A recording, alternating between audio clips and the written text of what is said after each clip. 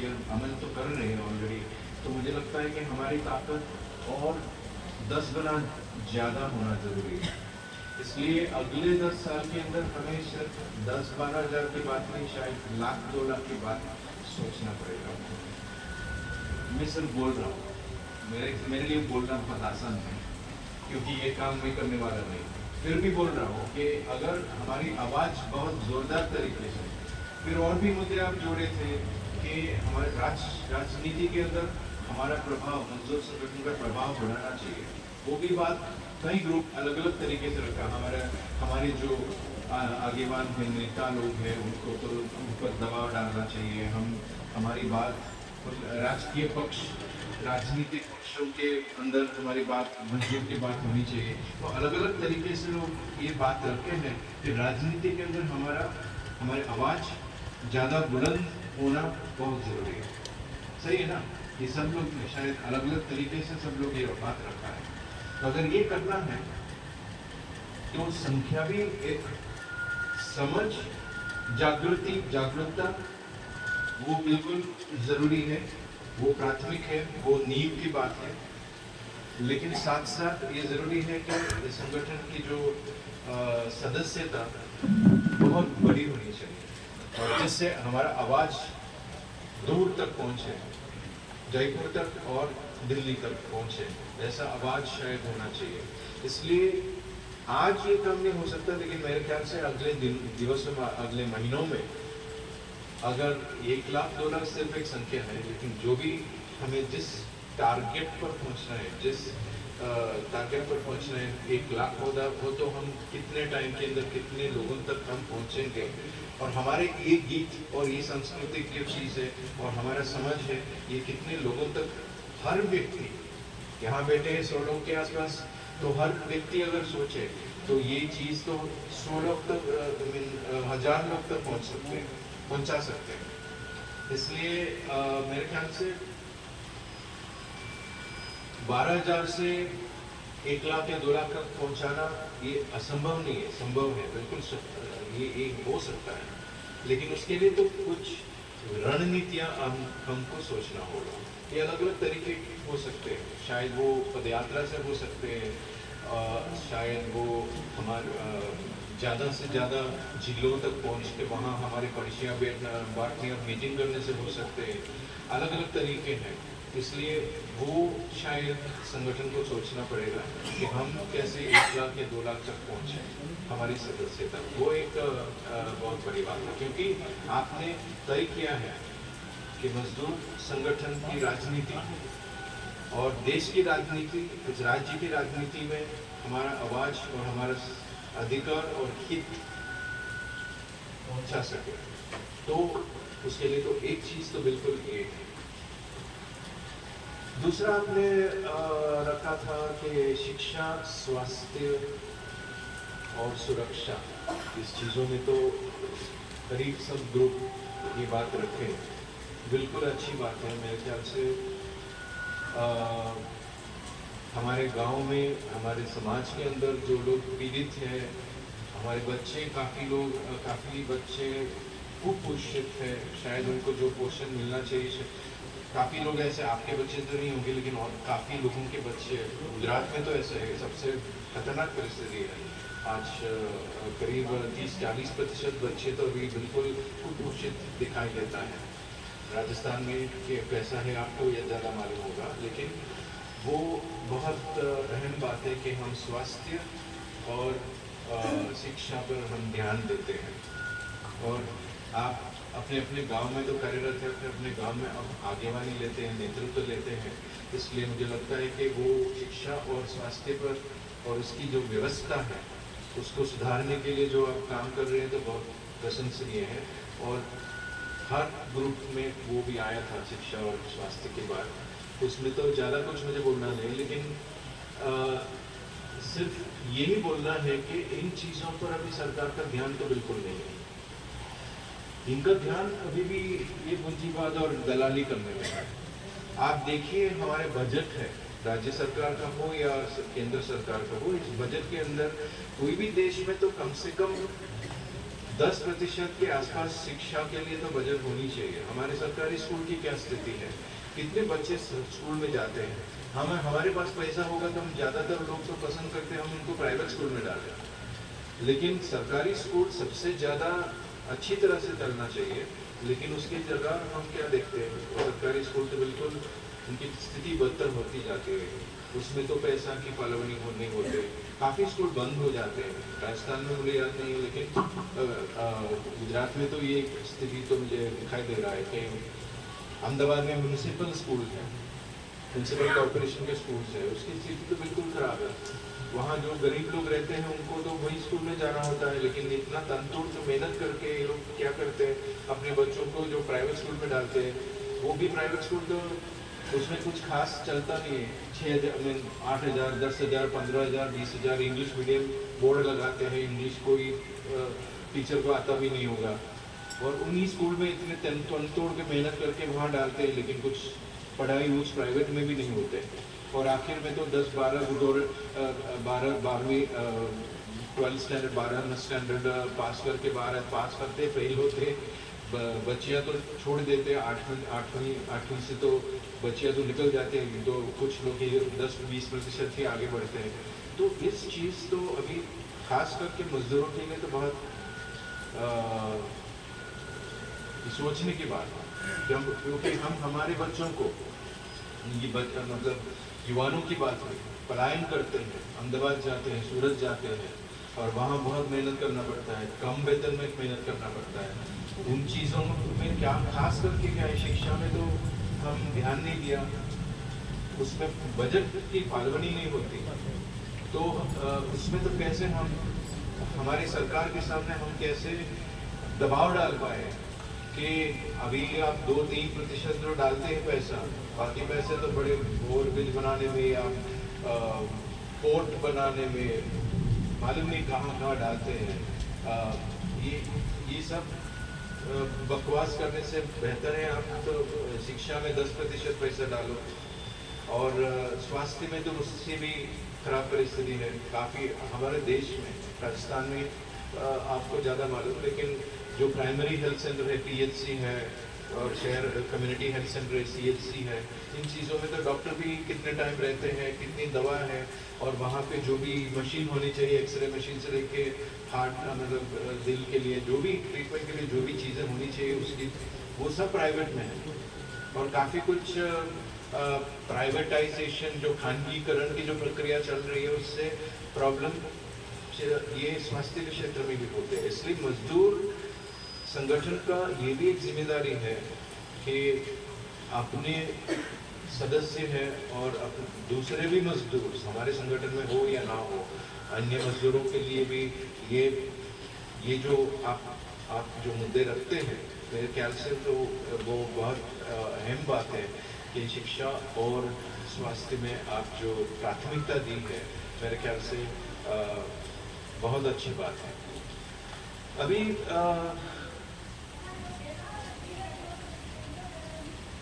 तीसरी बात है, सरकार की ओर से जो स्कीम है, सामाजिक सुरक्षा के लिए जो स्कीम है, वो BOCW हो या पेंशन हो और अन्य प्रकार की जो सुरक्षा के लिए जो है, वो अच्छी तरह से आप तो कर ही रहे हो। BOCW में भी पिछले बार मैं मूल्यांकन के लिए आया, तब तो मैंने देखा कि बहुत खास आपकी सिद्धि है, आपका काफ़ी कुछ हासिल किए हैं, उसमें तो बिल्कुल आप सक्षम हो और आप उसको आगे लेके जा रहे हो। इसलिए आखिर में तो मैं वही दोहराना चाहता हूँ, एक तो अगर आपको संगठन को मजबूत करना है तो संख्या बढ़ाने की बात है, वो उस पर ज़्यादा ध्यान देने की ज़रूरत है। और दूसरी बात है कि हमें हमारी एकता तोड़ने के लिए जो ताकतें हैं, जो कल हम विस्तृत तरीके से बात किया, उसको हम नज़रअंदाज नहीं करें, क्योंकि भारत के अंदर ट्रेड यूनियन मतलब यूनियन जो चळवळ है, जो आंदोलन है, इसलिए कमज़ोर होता जा रहा है। आपका संगठन की बात नहीं है, काफ़ी जगहों पर वो संगठन कमज़ोर होता जा रहा है, क्योंकि अंदर वो जाति धर्म और बाहर की जो राजनीति है, धर्म और जाति को जो राजनीति अंदर डाल के उसको तोड़ते हैं। आप अगर देखें तो कई राज्यों में, कई जगहों पे, हर जगहों पे मजदूर यूनियनों को तोड़ा जाता है। किसी एक नेता को पकड़ लेते हैं, कहते हैं कि ये आपके जो जाति के लोग के लिए तो कुछ नहीं करते, इसलिए आप अपने जाति के लोगों को लेके आप अलग यूनियन बनाइए। ये कहीं भी संभव है, इसलिए क्योंकि पूंजीवाद इसी तरह से काम करते हैं। पूंजीवाद के लिए तो सिर्फ अपना फायदा, अपना नफा, जो पैसा जो बनाते हैं वो भी मैं कहूँगा चोरी है। और हम उस कहने में हमको शर्म नहीं आनी चाहिए। ठीक है, पूंजीवादी कोई मालिक के सामने तो हम बोलने की जरूरत नहीं तुम चोर हो, लेकिन कल हमने देखा कोई भी चीज बनाते हैं उसमें मजदूर की ही मजदूरी है, उनकी ही मेहनत है, अलग अलग प्रकार की मजदूरी आपकी है और किसी के। इसलिए ये, और अगर नहीं है तो मुझे आप में से कोई भी बता सकते हो, मैं आप गलत हो ना, सिर्फ मजदूरी नहीं होती, मजदूरी अलग अलग प्रकार की मजदूरी तो होती है।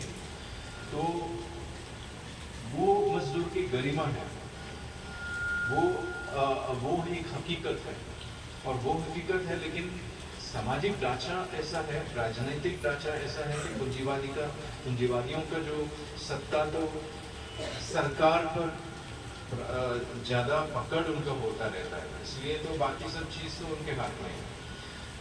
अगर आप कल हम बता रहे थे कि आप 1000 रुपये के कोई चीज़ बनाया तो उसके अंदर आपको तो सिर्फ 100 रुपया ही मिलता है, तो आप आंदोलन करके शायद वो 200 बना सकते हैं या 250 बना सकते हैं। इसका मतलब ये नहीं है कि वो बाकी का 800 रुपया उनका है आज का कानून के मुताबिक उनका है शायद, लेकिन वो सही नहीं है। अगर 1000 रुपया, 1000 में से 800 उनको मिलता है, तो आप इतने गरीबी में रहते हो, और उसको अगर आप 300 या 400 या 500 करने में के लिए तो आप लड़ाई कर रहे हो, बिल्कुल सही बात है। और उसका मतलब क्या है कि वो 500 रुपया या 800 रुपया वो चोरी कमा रहे। आप आज हम वो जाहिर में नहीं कह सकते क्योंकि कायदा कानून भी उनके साथ है, हम बदल रहे हैं, वो बदलने के लिए हम ये संघर्ष कर रहे हैं। इसलिए कभी हम ऐसा ना सोचे कि पूंजीवादी लोग हमारे हित में कभी भी काम कर रहे हैं या कुछ ज़्यादा मजदूरी दिया तो इसका मतलब ये नहीं कि बहुत अच्छा आदमी है। इसका मतलब सिर्फ ये है कि आपको उनका मुनाफा बढ़ रहा है, इसलिए थोड़ा सा आपको दे रहे हैं। ये कुछ अच्छे लोग होंगे, ये अलग बात है। मैं बात कर रहा हूँ पूरा सिस्टम का, पूरा ढांचा की बात कर रहा हूँ, उसके अंदर तो यही चलता है। इसलिए हम, और पूंजीवादी और मजदूर के बीच में जो महात्मा गांधी ने ट्राई किया था कि इनको दोनों के बीच में एक समझौता हो जाए और साथ में करे दोनों का, और उनको ऐसा मानना था कि जो पूंजीपति हैं, जो उद्योगपति हैं, वो मजदूरों के लिए काम करे और मजदूर को उनको समझ के उनके साथ हाथ मिला के काम करे। ये सब तो खत्म हो गया। अहमदाबाद में बड़ा यूनियन गुजरात का मजदूर महाजन संघ, इसी सिद्धांत के आधार पर महात्मा गांधी का सिद्धांत था। कुछ चीज़ों में तो महात्मा गांधी को गलत भी थे, उनका ऐसा था कि एक समझौता के आधार पर चलाए, लेकिन इस समझौता में क्या होता है, ज़्यादा और ज़्यादा नुकसान होता है मजदूर को, ज़्यादा और ज़्यादा शोषण होता है मजदूर को। कभी कोई समझौता पर कि मजदूर के हित में तो कोई पूंजीपति काम करने वाला नहीं है, शायद 1-2 होगा, बाकी कोई नहीं है। सिस्टम के मुताबिक जो ढांचा है उसके मुताबिक ये कभी हो नहीं सकता। इसलिए हम, इसका मतलब है कि हम नफरत में आके किसी पूंजीपति को मार डालें। जो नक्सली लोग करते हैं उनके लिए तो ये शॉर्टकट है, ये है गुजरात में टोंको रस्तो के, मतलब एक सिस्टम बदलने के लिए हम धीरज नहीं रखते, शॉर्टकट मारते हैं। शॉर्टकट से कुछ नहीं होता। आज ये पूंजीपति को मार दीजिए या उसको कुछ जामिया में आके चप्पल पहनाइए, उससे तो कुछ बदलने वाला नहीं है। ये नक्सलियों की, ठीक है, उनका शायद नियत अच्छा था, लेकिन उससे कुछ बदलने वाला नहीं। ये बहुत लंबी लड़ाई है। इसलिए हम बार बार हम खुद को याद दिलाते हैं, क्या कहते हैं, आगे भी लड़ाई है, बहुत लंबी लड़ाई है। लेकिन उस लड़ाई में हम कुछ चीज़ें तब हासिल करते जाते हैं। बहुत कुछ हासिल किए हैं, लेकिन अभी जिस मोड़ पे आप खड़े हो, आपके सामने भी वो चुनौतियों बहुत स्पष्ट तरीके से आपको दिखता है। आपके ग्रुप के जो प्राथमिकताएं हैं तो वो बहुत स्पष्ट तरीके से आते हैं। लेकिन सिर्फ मेरा तो सिर्फ ये 2-3 चीज़ आपको याद दिलाना चाहता हूँ कि हम हमारी एकता को तोड़ने वाले जो ताकतों के खिलाफ काम करना चाहिए। वो है जाति प्रथा, वर्ण व्यवस्था और पितृसत्ता और पूंजीपतियों के साथ हाथ मिलाया हुआ सरकार। पहले भी ऐसा ही था। शंकर गुहा नियोगी के बारे में आपने सुना होगा। छत्तीसगढ़ में बहुत काम किया मजदूरों की एकता के लिए। उनको तो मार डाला तो ये सरकार नहीं, तो उस टाइम पे कांग्रेस का सरकार था मध्य प्रदेश में। उन सरकार और पूंजीपतियों साथ मिलकर वो ट्रेड यूनियन वो यूनियन नेता को मार डाला, क्योंकि ज़्यादातर मजदूर थोड़ा ज़्यादा ही संगठित हो गए, ज़्यादा ही आंदोलन करने लगे, तो इसका नेता को हम खत्म कर देंगे। वो कर सकते हैं, ये हमेशा करते हैं लोग। लेकिन अभी इस सरकार, हम कभी भी ना सोचे इस लेवल पर पहुंच गए। ये जो भी सुरक्षा अभी तक दिया था पिछले दायकों में, वो सब खत्म करने के मूड में है। जिस लेबर कोड को ये लोग तो ला रहे हैं, 12 घंटे की बात है, और किसी मजदूर को कभी भी निकाल सकते हैं कंपनी से, और ज़्यादा काम कॉन्ट्रैक्ट से होते हैं, कॉन्ट्रैक्ट सिस्टम से। ऐसा नहीं है कि किसी कंपनी किसी को नौकरी में रखे सीधा। वो हमेशा कितना एक ठेकेदार नहीं, कभी कभी 7 के 8 ठेकेदारी का भी अलग अलग लेवल है। आप सब लोग जानते हैं, कोई भी बड़े बिल्डिंग सेक्टर के अंदर, जो निर्माण जो सेक्टर है उसके अंदर तो ऐसा होता है कि आप मालिक कौन है मजदूर को पता नहीं होता। सिर्फ उनको पता है कि मेरे ऊपर जो ठेकेदार है उसका नाम शायद मालूम होगा, शायद उसका फ़ोन नंबर ही होगा। उसके ऊपर भी होता है ठेकेदार, उसके ऊपर भी होता है, उसके ऊपर भी होता है, कभी 7 लेयर होता है। आखिर में तो मालिक कौन है किसी को पता भी नहीं होगा। इतने बड़े मालिक होंगे, कंपनी का नाम भी पता नहीं होगा। बस मुझे तो मेरे मजदूरी के साथ निष्पक्ष। यहाँ पे मेरे ख्याल से बहुत संगठन को ज़्यादा के तकीदारी रखने की ज़रूरत है। उनके पास ज़्यादा संगठन के अंदर इंटेलिजेंस जो कहते हैं, कुछ चीज़ों को हम जानना ज़रूरी है। हमारा जैसे अगर हम बांधकाम मतलब निर्माण मजदूर हैं, तो ये निर्माण को जो सेक्टर है ये बहुत बड़ा सेक्टर है। ये सेक्टर के बारे में हमको ज़्यादा इंफॉर्मेशन, ज़्यादा समझ, जानकारी लेनी ज़रूरी है। शायद हमको लगेगा ये सब लेके क्या है, लेकिन ये ज़रूरी है कि ये कोई हमको देते नहीं है। आप लोग तो कोई ठेकेदार से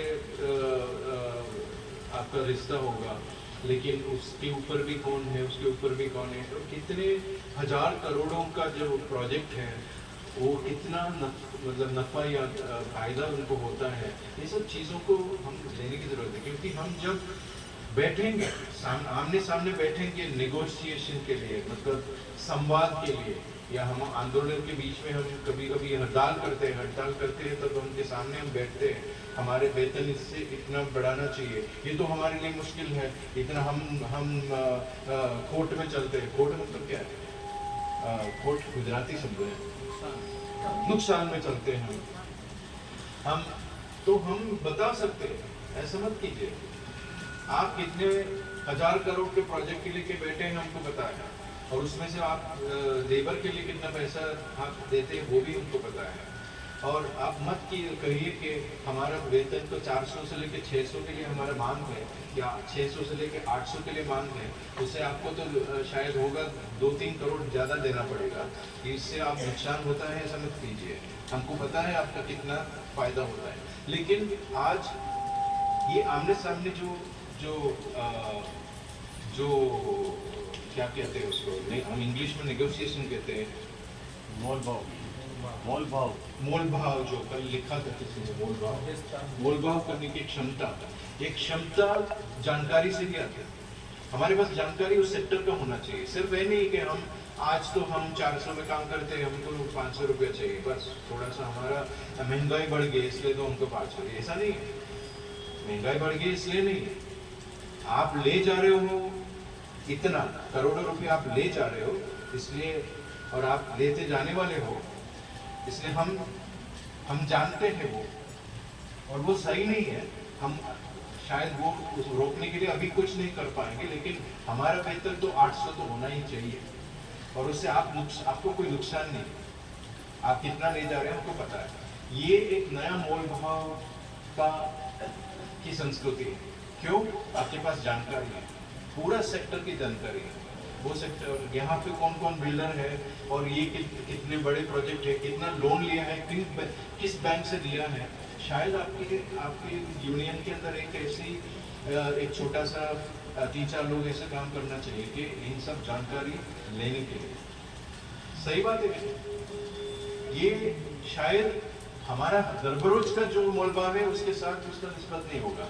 दरबरोज शाम के शाम शायद ठीक है, मेरा पैसा मिलना चाहिए, वो आप इतना 1 महीने से आपने दिया नहीं है, वो सब चीज़ें ठीक है, और वो चलता रहेगा, और उसके लिए कानूनी कार्यवाही भी होगी। लेकिन ये भविष्य में इस सरकार और पूंजीवादी के बीच में जो सांठगांठ है, वो जो क्या क्या कहते हैं उसको, गठबंधन है, उसको तोड़ने के लिए हम ये सब चीज़ तैयारी करनी चाहिए। जब हम 2 लाख के संगठन हो जाएंगे तो हमारे पास पूरी जानकारी होगी। इसलिए ज़रूरी है, और इसमें तो बीच में ये सब चीज़ को लेके आते हैं, जाति में तोड़ने के लिए कोशिश करेंगे, तो हम तैयारी नहीं करेंगे तो ज़रूर किसी को हाथ में लेंगे, उसमें पैसे का इस्तेमाल भी होगा। किसी को पैसे लेके कहेंगे तुम तो 500 लोगों को लेके निकल जाओ और हल्ला करो। हो सकता है, हर जगह होता है। केरला में मैंने देखा है, सबसे ट्रेड यूनियन तो सबसे ताकतवान का केरला में था। मजदूर संगठन की वजह से ऐसे कहा जाता है कि कंपनियां तो वहाँ आते भी नहीं है, क्योंकि मजदूर इतने मजबूत हो गए, उनका संगठन ज़्यादा ही हो गया, इसलिए कंपनियां वहाँ तो शुरू करने के लिए कुछ, ये गलत बात है। कंपनियां तो बहुत आते हैं और करते भी हैं, लेकिन ज़्यादातर लोगों को ऐसा कहते हैं कि ये जो यूनियनबाजी है ना, उसकी वजह से तो वहाँ तो विकास ही नहीं होते। गलत बात है, लेकिन ऐसा सरकार और पूंजीपति लोग तो ऐसा एक माहौल बनाने के लिए कोशिश करें कि केरला में तो ये यूनियनबाजी की वजह से कुछ होता नहीं है, इसलिए विकास बंद है, और इसलिए लोगों का क्या है वहाँ एम्प्लॉयमेंट मतलब मजदूरी और रोजगारी, बेरोजगारी इसलिए बढ़ता है। ये बिल्कुल गलत बात है, लेकिन ये वहाँ भी यूनियन को तोड़ा गया, जाति से और दलाली से ये तोड़ते गए। तो इन सब चीज़ों को, ये महिलाओं की बात अलग है, महिलाओं की बात इसलिए भी है क्योंकि उनका अधिकार भी है। समानता में हम अगर मानते हैं तो ये अधिकार भी है, समानता में हम मानते हैं तो ये सब चीज़ तो ऑटोमेटिक हो जाना चाहिए, लेकिन होता नहीं है, क्योंकि समाज ऐसे ही, उनका ढांचा ऐसा बिठाया गया है कि असमान ढांचा बिठाया गया है। इसलिए, लेकिन इसकी वजह से संगठन और समाज को इसलिए नुकसान होता है। हम सब लोग कहते हैं कि उनको शिक्षा होनी चाहिए, शिक्षा तो होनी चाहिए, लेकिन शिक्षा के साथ साथ उनका अधिकार भी होना चाहिए, शिक्षा के साथ साथ समानता भी होनी चाहिए। ऐसा नहीं है कि उनको शिक्षा आ जाए तो, अरे काफ़ी लोग तो MSc MA MEd सब करके भी उनके घर में तो वही चीज़ है, असमानता तो घर पे चलता रहता है। पुरुष का आधिपत्य, पुरुष का प्रभाव तो ज़्यादा होता है, क्योंकि सिस्टम वो है, वो ढांचा है, वो हमारे समाज का नींव नेतृत्व। इससे क्या होता है कि हमारे संगठन मजबूत नहीं होते, क्योंकि 50% लोगों को दूर रखने से, उनको सिर्फ मजदूर रखने से, अपने घर में मजदूर रखने से, हमारे संगठन में वो जो कुशलता, जो ताकत, जो महिला शक्ति की बात कर रहे हैं, वो आने से हम रोक रहे हैं। इसलिए इस संगठन बहुत आगे है, उसमें काफ़ी महिला नेतृत्व है इसमें, लेकिन इससे भी ज़्यादा नेतृत्व जिला स्तर पे, गांव स्तर पे होना जरूरी है। तो वो उसमें काफ़ी साल लग जाएगा, लेकिन उसी में संगठन का ताकत बढ़ता है। तो बस मुझे ये 2-3 चीज़ आपसे कहना था, लेकिन बहुत प्रभावित हूँ आपकी जो प्राथमिकताओं को देख के, और मुझे बिल्कुल मुझे लगता है कि इस मोड़ से बहुत आगे बढ़ेंगे, और बहुत मजबूत संगठन, और भी मजबूत संगठन बनेगा। और अगली बार जब आएंगे तब महिला नेतृत्व भी बहुत, उनकी आवाज़ बुलंद रहेगा। ये मुझे इसमें तो बिल्कुल कोई शक नहीं है उसमें। बस और कोई सवाल है? नहीं तो हम आप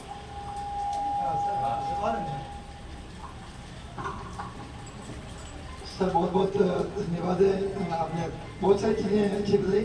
लेकिन मेरा एक सवाल है कि ऑल इंडिया फेडरेशन के लिए हमारे संगठन को किस तरीके से क्या संघर्ष करना होगा, उसमें थोड़ा सा फेडरेशन के लिए ये तो उसमें जब आपका संगठन एक मजबूत संगठन, मतलब मैंने बोला कि शायद 1 लाख 2 लाख तक पहुंचना चाहिए, तब तो ये फेडरेशन, मतलब फेडरेशन अभी तो शायद तुरंत नहीं होगा, लेकिन काफ़ी क्या है प्रयास हो रहे हैं देश में कि ट्रेड यूनियन के दिल्ली में अलग अलग जगहों पे तो लोग अलग अलग ट्रेड यूनियन साथ में आके सरकार के सामने अपने डिमांड रखते हैं, और उन ट्रेड यूनियंस के साथ आपका भी जुड़ाव होना जरूरी है। ये अलग अलग जैसे अरवली निर्माण मजदूर सुरक्षा संघ है, वैसे कारखाना कामगार सुरक्षा संघ होगा, या गुजरात में या मध्य प्रदेश में और कुछ होगा, दिल्ली में और कुछ यूनियन है। काफ़ी यूनियन अलग अलग राज्यों में काम करते हैं। उन लोगों के साथ आपका रिश्ता, आपका संवाद भी होना चाहिए। ये संवाद की प्रक्रिया में काफ़ी टाइम लगता है कि अपने हित के लिए, अपने एजेंडा के लिए सब लोग काम करते हैं। इतना आसान नहीं कि उनके साथ हम जल्दी क्योंकि उनका हित थोड़ा अलग होगा। ये कुछ फैक्ट्री कामदार होंगे, कुछ कपड़े के फैक्ट्री के होंगे, कोई लोग तो लोहे के फैक्ट्री के कामदार होंगे, कुछ लोग तो कॉन्ट्रैक्ट, और ज़्यादातर लोग कॉन्ट्रैक्ट कामदार होंगे जिन तक कोई अभी तक पहुँचे भी नहीं होंगे। ऐसे काफ़ी चुनौती वाला काम है। लेकिन अगर आप वो चाहते हैं तो ये संवाद अभी से शुरू करना होगा। आप जैसे अपने खुद के संगठन को मजबूत करने के लिए कोशिश कर रहे हैं, उसमें थोड़ा आपके जो नेतृत्व में कुछ लोग और भी यूनियंस के साथ बातचीत शुरू करना होगा। पहले शायद राजस्थान से शुरू करें, और कौन से यूनियन हैं उनके साथ संवाद करें। अपने साथी संगठन है CLRA, मजदूर महाजन संघ करके उनका है, मजदूर महाजन संघ, तो उनके साथ बातचीत शुरू करें। उनका क्या राय है, क्या चीज़ है। वैसे काफ़ी दूसरे यूनियंस होंगे, गुजरात, राजस्थान, मध्य प्रदेश, छत्तीसगढ़, तो उन यूनियंस के साथ संवाद शुरू करें। उसमें शायद 2-3 साल लग जाएगा, तो वो उनके साथ एक कॉमन एजेंडा, मतलब एक कॉमन एक सामान्य सामूहिक एजेंडा निकालने में, तो ये समाज में शायद 2-3 साल लग सकता है। काफ़ी एजेंडा तो हमारे जैसा ही एजेंडा होगा, खास करके असंगठित मजदूरों को लेके जो एजेंडा है वो तो उनका भी सेम होगा।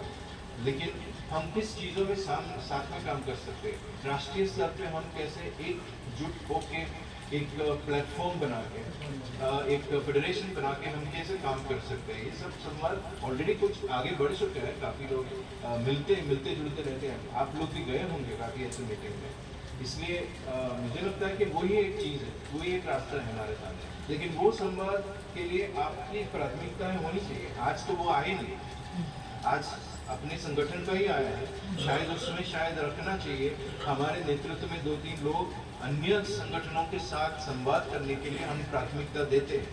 तो अगले 1 साल के अंदर 5 ऐसे संगठन, राजस्थान में 5 ऐसे संगठनों के साथ हम साथ में रहेंगे, और हम 1, 2, 3 चीज़ साथ में डिमांड करेंगे, मांग रखेंगे सरकार के सामने। ये सिर्फ अरवली निर्माण मजदूर संघ का नहीं होगा, सिर्फ उनका नहीं होगा, वो 5 और या 10 और संगठनों को साथ में रख के हम साथ में वो एजेंडा रखेंगे। सही, तो बहुत बहुत धन्यवाद सर। लेकिन सर एक सवाल और है, कल से अभी तक जो आप समय दे रहे हैं अरावली मजदूर संगठन की ओर से, तो कैसा लगा हमारा अभी तक का जो प्रयास था, और हमारी बहनों और भाइयों का जो प्रयास था, वो थोड़ा आपको कैसा लगा? क्योंकि आप हर जगह जाते हैं, हर जगह देखते हैं, तो कैसा लगा? मैं शुरू तो वही से किया, लेकिन क्योंकि मैं काफ़ी प्रभावित हूँ, और आपकी जो जिस तरह से आप बात रखते हो जिस तरह से आप में से काफ़ी लोग अपनी स्थिति के बारे में जागृत हो, महिलाओं भी बहुत जागृत है, और आप लोग तो पुरुषों के साथ सामने संवाद भी कर पाए। कल शाम को तो मैंने देखा कि वो जो हकीकत को रखने के लिए तो आप डरते नहीं, इसलिए काफ़ी प्रभावित हूँ। मुझे लगता है कि पिछले आपके 10-12 जितने भी साल हो गए इस लंबा सफ़र का, और आगे भी मेरे ख्याल से एक चुनौती भरा हुआ एक सफ़र है, उसमें आगे बिल्कुल आप कामयाब होंगे, उसमें मेरे मन में कोई शक नहीं है। इसलिए आगे बढ़िए, तो हम सब लोग आपके साथ हैं।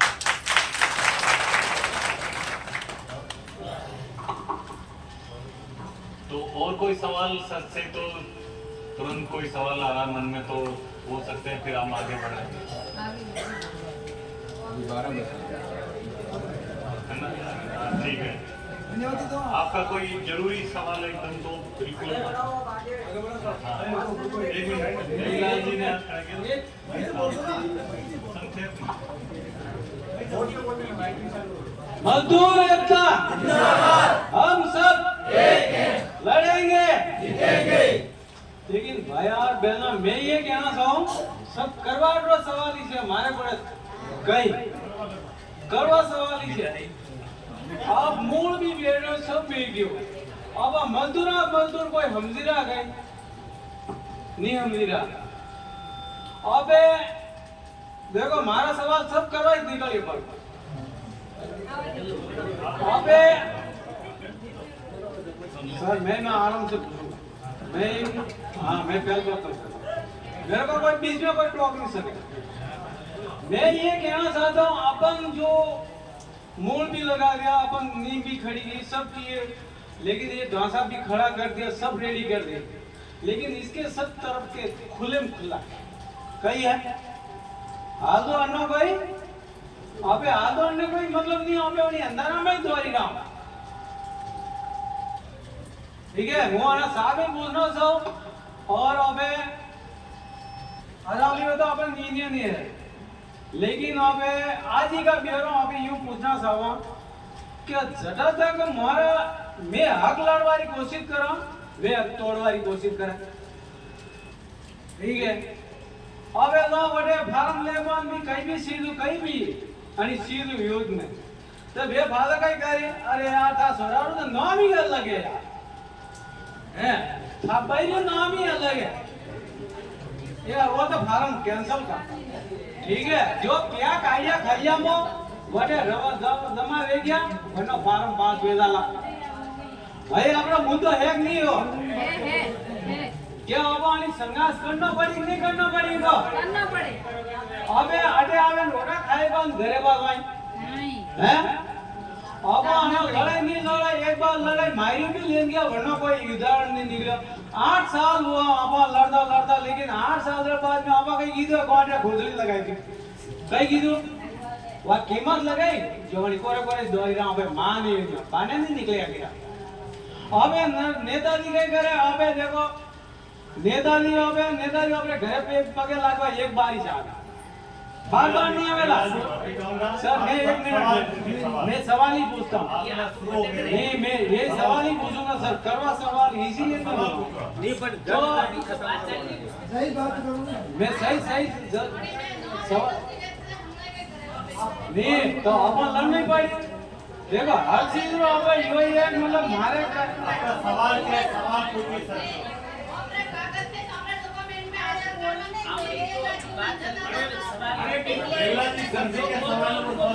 सर मैं ये पूछना चाहता हूँ, अरे होना क्या है यार बात में यार, सर मैं ये पूछना चाहता हूँ, मैं आज ही का ब्यूरो से पूछना चाहता हूँ, मैं हाँ तो हमारा को क्यों भटका रहा, मैं ये पूछना चाहता हूँ, हमारा जो भाई बहनों छोटा मोटा भी है, कोई भी काम कार क्यों हमारा क्यों नहीं हो रहा है?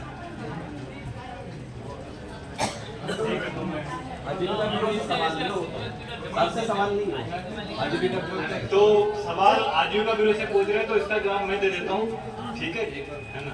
तो दे दीजिएगा। है ना, तो सर का बहुत बहुत धन्यवाद। समझ में नहीं आया क्या पूछा। सवाल ये था कि वो कुछ तो योजनाओं से जुड़ी हुई बात कर रहे हैं कि फोरम पास नहीं हुए, या कुछ अलग तरह की बात कर रहे हैं कि आजीविका ब्यूरो हमको क्यों भटका रहा है।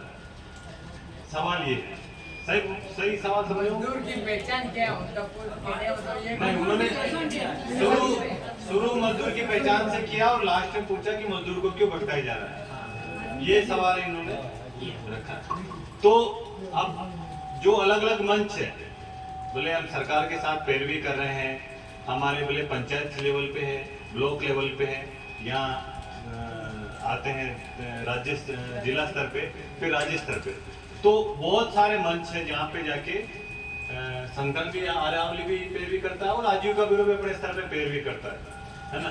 अगर हम ये मानते हैं अभी भी कि आजीविका ब्यूरो जो करता है वही होता है, तब तो फिर हम अभी भी थोड़ा पीछे, मतलब हम किसी के साए में चल रहे हैं। अगर अरावली अगर उस पैरवी में लीड ले रहा है, वो पैरवी सिर्फ अरावली कर रहा है ना। आजीविका ब्यूरो ठीक है, टेक्निकल या आपको एक दिशा निर्देश सुझाव के लिए कि क्या करना है क्या नहीं करना उसके लिए है। हाँ, अगर उसकी जरूरत नहीं है तो आजीविका ब्यूरो तो शुरू से इसी बात के साथ है कि कब खुद से शुरू करें और कब खुद आगे बढ़े, खुद काम करें, है ना।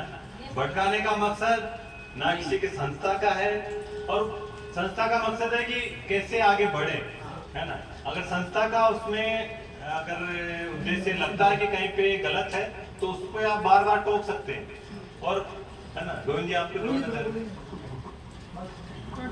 देखिए एक बात समझवारी जरूरत है, मैं अपनी भाषा में बताऊंगा। बिल्कुल आप अपनी बात ने कान खोले ढूंढ लो। मैं भले ही रू नहीं रू, भंवर जी रह नहीं रहे, मां लोग रानी, लेकिन आप लोगों ने एक बात जहन में उतारनी पड़ेगा। आजीविका ब्यूरो मानी सिर्फ सोच है, कहीं है सोच है, अपना उठा के जाना है। एक समय हो अब भूता काम करता, मजूरी का पता नहीं रहता, लोग अपने लारे मारपीट करता, परेशान करता, अपना मुद्दों नहीं हजारों लाखों लोगों का मुद्दों। अपन लोग इंसान हागनी हा यूं ही पता नहीं हो, आपा मजूरी हागनी हा यूं ही पता नहीं हो। आजीविका ब्यूरो 2007-2006 में अभियान चलायो, आपने जागरूक किया, और आज जनी जाजम पर बैठने वनो मेहरबानी भी आज आजीविका ब्यूरो दी, है ना। पहला समझो, आपने हाथ में समझवानी कोशिश करो। यह आजीविका ब्यूरो संस्थान विभिन्न संगठन ला रहे, विभिन्न ट्रस्ट ला रहे, एमओयू की दो कि आप हमारे मजदूर ला रहे मदद करो, माँ आपने पाया था। आजीविका ब्यूरो बड़ा ट्रस्ट ने भुगतान की दो, और आप लोगों का वन कार्ड बना जिनडेम खातों खोलना एक चुनौती ही, वन भी आपको साथ दी दो। आजीविका ब्यूरो ने कही ना कि आप रोडो, अरे रोडो ये नहीं अटके जा, नहीं, रोडो तो विभाग नो रोडो है, आपको कोई लेना नहीं। आजीविका ब्यूरो तो वन टाइम भी सक्षम ही कि 2007-2008 में भी संस्था रो कार्ड सरकार को मान्यता प्राप्त करे तो बैंक में खाते खुल जाता है, में तो मजबूत चीज है। आजीविका ब्यूरो तो आज चाहिए है कि आप अरावली संगठन अलग कर दो, आप अपने पैरा पे खड़ा हो जाओ, लेकिन आज भी अपा आजीविका ब्यूरो मत ही जाए, कहीं भी भेज जाए, लेकिन वो तो पापा और हाथ तो नहीं छोड़ूंगा, आंगली तो पकड़ी रखूंगा। खर्चों तो थाने देना पड़ेगा, ब्याह भी देना पड़ेगा, मोटर भी देनी पड़ेगा, तिगड़ा भी देना पड़ेगा, मुंह मार कर अरे पिताजी तो अलग कर रहे, जाओ अपना खुद घर बार शुरू करो, ब्याह करो, है अपना घर अलग चलाओ, अलग काम करो, लेकिन आप ही नहीं चलना चाहो तो मुझे किधर काम चलेगा। यह बात बहुत समय पहले, और मैं भी आपने आग्रह की दो हो कि कटन संस्था अपने यूनियन ही कोई जमीन अगर को डोनेट करते हुए एक अपना ऑफिस बनेगा, स्थायी ऑफिस बन जाए, चाहे वो गोगुंदा वो बरवाड़ा में वो, खेरवाड़ा में वो, चाहे उदयपुर में वो, चाहे मावली में वो, चित्तौड़ में वो, जटे भी कोई हिम्मत तो करो। अरे इतिहास तो वंडो बने जो कोई योगदान दे, ये मोटी मोटी स्कूल आप जमीन दीदी है वहीं पे नाम जरूर लागू होगा, लेकिन आपकी कोई अपनी पहचान नहीं है बटे। लेकिन एक काम अगर जीवन में बढ़िया कर दी दो तो कई पीढ़ियां कई मजदूर याद करता रहेगा कि फलाना भाई साहब फलानी भाई जी आज जाने आज बैठ वाली जगह दी थी अपने, है ना।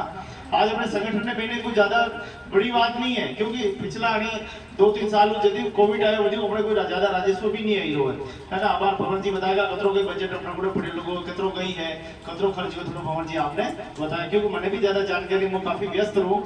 जो दूसरा मुद्दा है जो राष्ट्रीय मुद्दा वहाँ में व्यस्त रहो पाछा शहर जो मुद्दा वहाँ व्यस्त रहो विभिन्न संगठन काम करे वहाँ में व्यस्त रहो अटे एक तरह मजदूर नहीं आप खाली निर्माण की बात करा लेकिन मजदूर 130 तरह मजदूर कथा 130 तरह मजदूर देश में काम करे वो होना 130 मजदूर रंडे काम करो है ना हम कभी हमारी मजदूरी परेशानी आई जाए कभी फुटपाथ पे काम करवा वाली परेशानी आई कभी ठेला वाला परेशानी आई जाए यानी अगर मजदूरी समस्या अलग अलग तरह की समस्या है आप समझ वाली कोशिश करो आजीविका ब्यूरो तो आज ही गिरी है अगर आप अपने आप में सक्षम हो आप अपने आप में अगर परिपूर्ण हो तो अपना संगठन अलग करो अपनी अलग अलग यूनियन चलाओ अपने हिसाब से चलाओ तो सही अगर आप चलावा ही नहीं और अब आजीविका ब्यूरो माथे पड़ा भाई ये मित्र लगे क्यों अरे में या ठूटिया है अरे में अरे ठूटिया तो बहुत है आपने ठूटिया खुद ही ठीक करो नहीं आजीविका ब्यूरो तो बीच में भी आपने सपोर्ट की दो आपने ई मित्र दे दीदा आपने केंद्र दे दीदा आपने कार्यकर्ता दे दीदा आप काम कराओ लेकिन आप नहीं कर सके अपनी गलती है अरे बात है जो ब्लॉक स्तर पे जो संगठन हमारा चल रहा है आप अच्छा चलाओ आप साथ में पार्टनर ऑर्गेनाइजर आप सिस्टर कंसल के जिन्हें के में आप दारे मिलिन काम करे यूनियन और आजीविका ब्यूरो आपने खाली सपोर्ट कर रहे हो आजीविका ब्यूरो आपने खड़ो कर रहे हो आजीविका खर्चो जो भी खर्चो हुई रो आजीविका ब्यूरो उठे रहो आप अगर यूनियन खर्चो करवा लगा तो 2-4 दिन में ठंडन गोपाल कहीं कोई नहीं है अपना पेया कटे भी नहीं क्यों आजीविका ब्यूरो रो खर्चो करोड़ों में और अपने कोने पे कितना बेगा 12-13 लाख रुपए के ज्यादा बड़ी बात नहीं है तो समझने की जरूरत है आप लोग संगठन चलाओ आज जो या लीडर हो सारा आप लीडर हो और लीडर की यह भूमिका है कि वो हमजे कहीं भी बात में बेस नहीं करे हमजे और हमजी ना अपने गांव रे महीने अपने फलाने महीने अपनी पंचायत रे महीने जाई और बात रखे मैंने बताओ कितना लोग पंचायत में जाओ है देखो 18 लोग पंचायत में जाए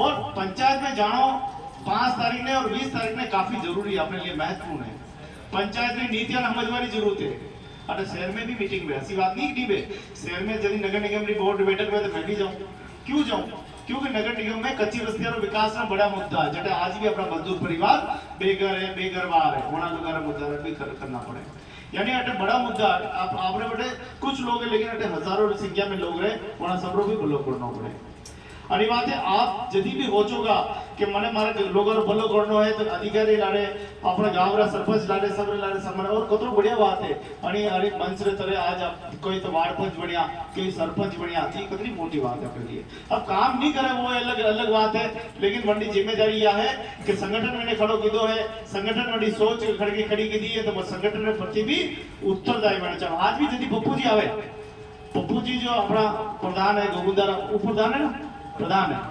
यदि भी आवे में एक ही बात के गाड़ी संगठनों में घोड़ा चीज क्यों तो कितनी बड़ी बात है एक समय आएगा पप्पू जी विधायक बनेगा तो अपनी मदद नहीं करेगा बिल्कुल अच्छा लोग जाएगा तो अपनी मदद करेगा लेकिन यह है आपा भी तो अच्छा बना विधायक एक बार आपा भी तो ज्ञान लेला अरे 2 दिन की कार्यशाला पूरी हम जा आज देखो अपने बीच में प्रसाद जी आया सब रूपाली अपने वादा की दी एक बात के बाजार में वस्तुआ मिल जाए लेकिन ज्ञान नहीं मिले ज्ञान तो अच्छा लोगों से मिले और यहाँ समय निकाल ले आप लोग बात आया बीच में भी पहला प्लान बने लेकिन वो कई प्रकार कैंसर अब आया पूरो ज्ञान 2 दिन ज्ञान आपने पूरो दीदो है आपने टाबर बातें दीदो है आपने बेना बातें दीदो है आपने खुदरे बातें दीदो है अपनी मजूरी बातें दीदो है अपने अत्याचार बातें दीदो है अपने आवा वाला मुद्दा बातें दीदो नया बिल में कई परिवर्तन मंडे बातें दीदो यानी ये छोटी छोटी बातें जो है अपने जीवन में जहन में उतारनी है एक तरफ अपने लालच और कटोरों को साइड में मिलना है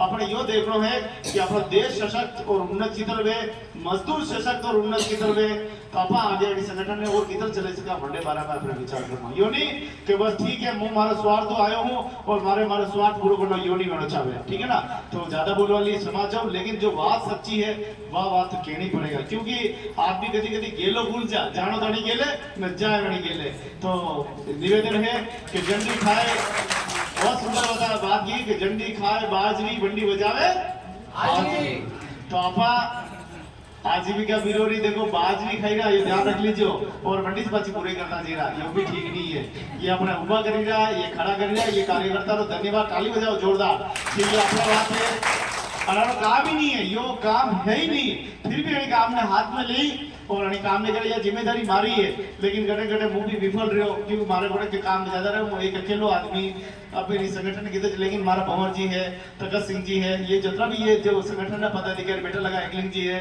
ये सब मिलने थोड़े बल दे तो मोड़ी कार्यक्रम ने किधर किधर कोशिश करूं। लेकिन ये बल आप सब लोगों में होना चाहिए, एक एक आदमी में एक एक जिला लेवल करवारी मीटिंग करवारी जो है वो सामर्थ्य होना चाहिए। यदि लगेगा हाँ हमारे अरावली संगठन कार्यकर्ता मजबूत है, हमारा अरावली संगठन तो एक कार्यकर्ता भी कलेक्ट्रेट पे 500 लोग लावारी ताकत रखे और सरकार ने यूं जुगावारी ताकत रखे, तभी लगेगा हाँ यार आखिर में यदि हमारा आजीविका ब्यूरो भी है ना, आप कहेगा अबे आप लोग आप खुद ही शुरू कर दो, आप खुद ही रसीद काटो, आप हिसाब भी आप रखो, पया भी आप रखो, आपने मंजिल माँ कटे बचपन नहीं आवा। आजीविका ब्यूरो तो आज ही है, अलग में जाओ। और अभी वर्तमान में कितनी यूनियन अलग की, एक मिनट रुको, अब वर्तमान में पत्थर गढ़ी मजदूर सुरक्षा संघ ने पूरी अलग कर रखी है, पूरी अलग है, बोला पूरी संगठन ही हमारे लोग लेन देन सब बेच करी जा रहे। तो जो साथी ने सवाल रखा वो सवाल रखने का सबको अधिकार है, लेकिन हमें जब भी लगता है कि भले आजीविका ब्यूरो है या कोई भी संस्था है ना, कोई भी संस्था है, संगठन है, व्यक्ति है, भले भगवान ही क्यों ना हो, अगर वो हमें भटका रहा है, गलत रास्ता दिखा रहा है, गलत राह दिखा रहा है, हमको समझ में आ जाता है कि ये गलत दिशा दे रहा है, तो उसी समय हम उससे अलग हो जाए। हमें लग रहा है ऐसा कि मुझे भटकाया जा रहा है, तो उसी समय हम अपना रास्ता अलग कर लें। भटकाव वाले रास्ते में जाना ही नहीं है ना। 2 दिन की कार्यशाला में हम अगले 10 साल देख रहे हैं। आज 2024 चल रहा है, 2034 की बात हो रही है, 10 साल की बात हो रही है। अगर हम भटक जाएंगे तो फिर वहां तक नहीं पहुंच पाएंगे। ये बात सही है। और जो मजबूत हुए हैं, जो सक्षम हुए हैं और उनको लगा है कि अब आजीविका ब्यूरो की हमें जरूरत नहीं है, तो ऐसी आज से नहीं, अभी सबसे ताजा उदाहरण जो गोविंद जी में सब कहते कि पत्थरगढ़ाई मजदूर संगठन जो पिंडवाड़ा में है, वो इस लेवल पे आज सक्षम है कि आजीविका ब्यूरो के साथ में बातचीत करके उन्होंने कहा है कि अब आपका ऑफिस यहाँ न चलाएंगे तो भी हम हमारा चलाएंगे। और आज उन्होंने खुद के कार्यकर्ता रखे हैं, उनके पास बजट भी अच्छा है, ऑफिस भी पहले आजीविका ब्यूरो के साथ तो छोटा ऑफिस था, अभी बड़ा ऑफिस है और थोड़े ज्यादा एरिया में काम कर रहे हैं। आप विजिट कर सकते हैं, पिंडवाड़ा कोई बहुत दूर नहीं है। 2010 में सबसे पहली यूनियन जो आजीविका ब्यूरो के साथ खड़ी हुई और फिर अलग हुई, विश्वकर्मा निर्माण मंच, ये जो अरावली उसी समय इसका बीज रोपा जा रहा था और उसी समय विश्वकर्मा बड़ा पेड़ बन गया था और आज वो सरकार में बैठी हुई है। जयपुर में आपको पता होगा कि एक यूनियन आजीविका ने शुरू की थी, वहां पे वो एक यूनियन की 4 यूनियन हो गई। आज वो खुद से ही, आज उनके पास इतना बजट है कि आजीविका ब्यूरो को भी दान दे सकते हैं, इतने आगे। वो निर्माण कांग्रेस में महासचिव है जयपुर के, और उस लेवल पे आज वो अरावली के वो विश्वकर्मा नाम से यूनियन थी, वो पूरे राज्य में राज्य स्तर की यूनियन थी। उसके बाद फिर अपने उसी साथ में हमारे संभाग स्तरीय यूनियन रजिस्टर्ड हुई, और भी बहुत सारे यूनियन है जो धीरे धीरे अहमदाबाद में बाकी सब जगह पे अलग हुई है। तो अगर हमें लगता है कि आजीविका ब्यूरो भटकाने की कोशिश कर रहा है या भटकाव वाले रास्ते पे है, तो उसी समय हमें अलग हो जाना चाहिए, है ना। और अभी जैसे समय की थोड़ी कमी है, तो हम जो लेखा जोखा पिछले अभी अप्रैल में हमारी बैठक हुई थी, यूनियन की कार्यकारिणी की बैठक हुई थी। आज हमारे पास पूरे वार्षिक आम सभा है, तो सभी संगठन अपने अपने अपडेट और लेखा जोखा वो सबको जानना भी चाहिए। और हमें हमारे जो पीछे छूट गए, हम यहाँ 100 लोग बैठे हैं, लेकिन हमारे पीछे 12,000 लोग हैं, महिला पुरुष 12,000, उनका प्रतिनिधित्व है हम कर रहे हैं। मतलब हर 10-20 जनों में से हम सिर्फ एक निकल के आए, 100 जनों में से 1-2 निकल के आए यहाँ पे। तो सब तो आ नहीं सकते, सबकी बड़ी तो बहुत बड़ी बैठक हो जाएगी। तो आप उनके सामने हम रखें और बारी बारी से, तो भवन जी को जोड़ना चाहते हैं इसमें। हाँ,